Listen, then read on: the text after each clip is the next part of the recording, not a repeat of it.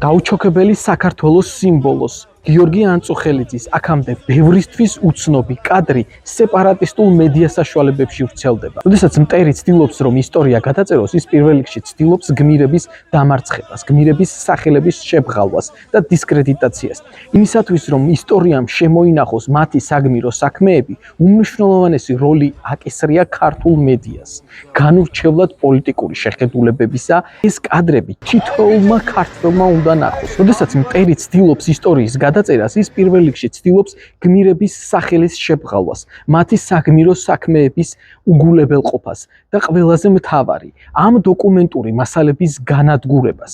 იმისათვის, რომ ისტორიის ფალსიფიცირება არ მოხდეს, აუცილებელია, რომ 2008 წლის ყველა საგმირო საქმეების დოკუმენტური მასალები სიცოცხლის ფასად იქნას დაცული, იმიტომ რომ მტრის პროპაგანდა ცდილობს სწორედ იმ ისტორიული ფაქტების ფალსიფიცირებას და გაყალბებას, რომლის შესახებაც არანაირი დოკუმენტური მასალა, არანაირი არგუმენტი და მტკიცებულება არ არსებობს.